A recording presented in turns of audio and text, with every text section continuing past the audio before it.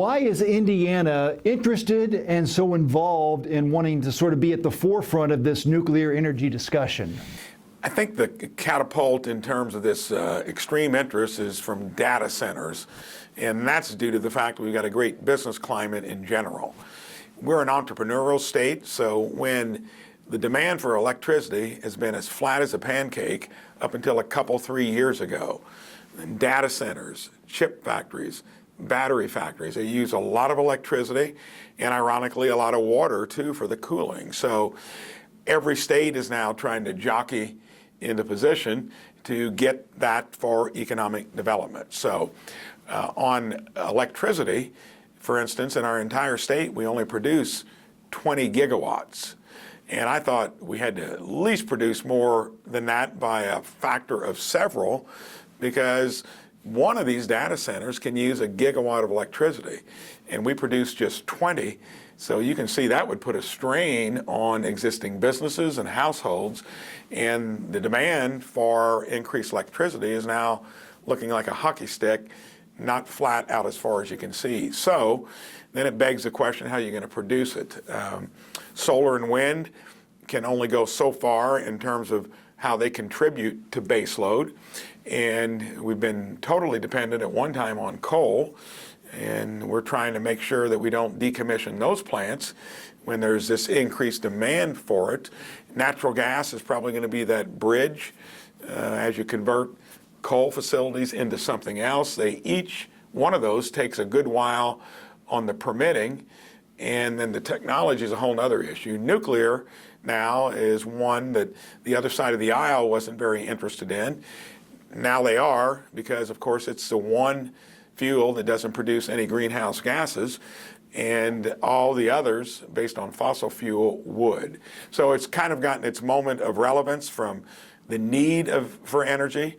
Administration wants to do all of the above. I agree with that. Each state will be a little different in terms of what comprises its generation currently. Nuclear looks like it's going to be on the forefront of what a new technology would be that can go beyond what natural gas will do, bridging it from where we are now to where we need to go.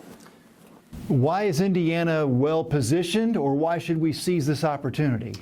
Well, 49 other states are looking to be in on how you be on that leading edge.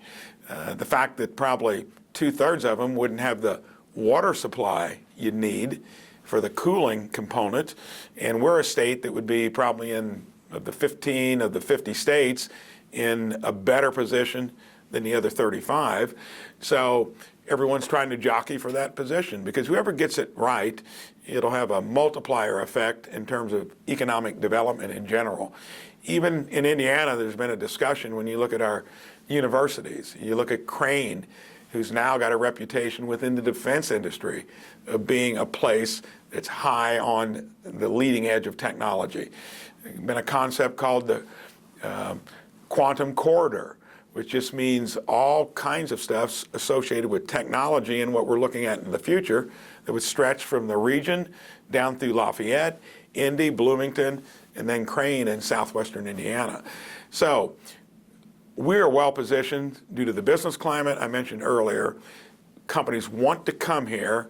None of us as states have kind of figured out how you're going to get from where you have no extra capacity really to spare, who can get it first in a way that can accommodate all these opportunities.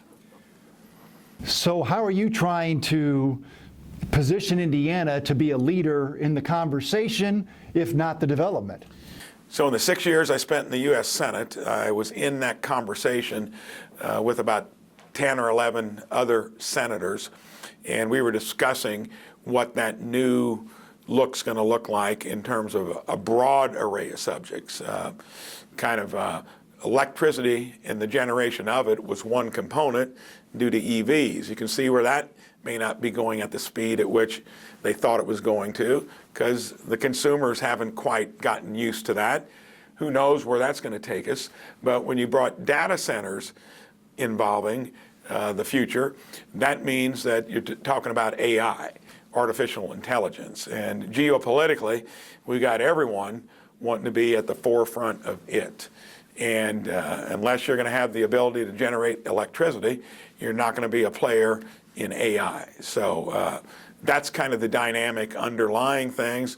Spent 5.5 years in a caucus that, again, was discussing it. So we knew as of 2 or 3 years ago that nuclear, hydrogen is another source. It's not quite far enough along. And the beautiful thing about nuclear is these SMRs, small modular reactors, same thing we've safely been energizing our submarines and aircraft carriers with. So this would be bringing the megawatt capacity up several times with that, but using the same basic framework that's safe, has a lot fewer risks associated with what could go wrong, and quite honestly, our light water facilities, the big nuclear generators, they've had a stellar record where almost any state that's had one has exercised its 20-year extension, and some the extra 20-year extension. So nuclear, from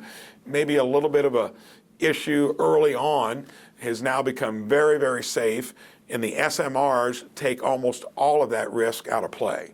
Well, and you've gotten into my next issue, obviously, and that is here in Indiana, people think of Marble Hill when they think of nuclear energy, a plant that never arrived because of problems and concerns and, quite frankly, danger problems.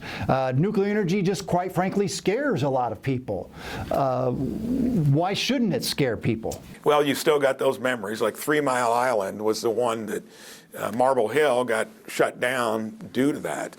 It's being recommissioned because of the track record that the existing facilities have had, where when that occurred, of course, everyone was on alert for the safety component. That's a different process. Purdue University is on the leading edge of all of this. They've got a lot of professors and research going on there, to where that's the other component of why Indiana can be at the forefront. But SMRs, think the same power method, the same technique as our aircraft carriers and submarines. There have been no issues with them. And yet there's not an SMR online in the United States. The production doesn't exist right now. So how far out are we? It doesn't at that megawatt scale. So most experts think it's going to be 7 to 10 years. And if you're really being accommodating and you're pushing forward, I think it's realistic in 7 or 8. 9 or 10, I think whoever then has done the most legwork up to it will be in the catbird seat. Purdue identified 8 spots, coal plants, that would be good for conversion to nuclear power plants, or at least viable, I think is the word they used. What do you see for Indiana's future? Do you see multiple nuclear power plants? I think you do on the SMRs, and you can put some of those behind the meter too, because a lot of these facilities that use a half a gigawatt or a gigawatt. Remember, we only produce 20 currently.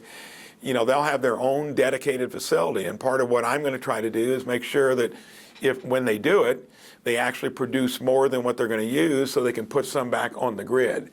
Those are other ideas of how we get out ahead of our competitive states. And so I think nuclear, yes, from the past, you had to get over that threshold.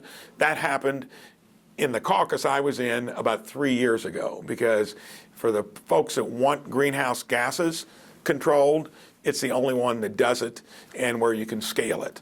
And now the safety factor, I think, is something that over time has proven itself, and especially when you use the SMR technology, which eliminates almost all that risk. Opponents at the Citizens Action Coalition tell me that the power companies want ratepayers to pay for all the investment, all the infrastructure, all the development for something that we don't really know yet if we can pull off, if we can do. So how would you respond to who's going to pay for developing a nuclear power plant? So you've got the utilities, especially the investor-owned utilities. You got RECs and you got municipal generators. IOUs do most of the generation in this state. So when it comes to that issue, where the ratepayer is going to be, I'm going to be listening to their needs too, because I've heard a lot of that as I was campaigning, that sometimes they're trying to take all the risk and put it on them. That's going to definitely be a balanced conversation. I think the utilities know that.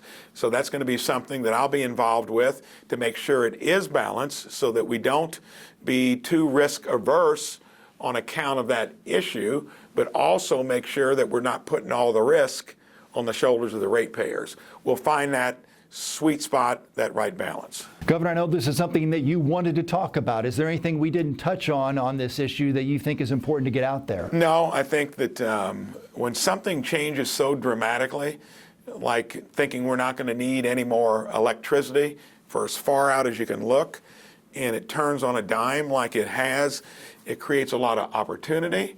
It'll create a lot of anxiety.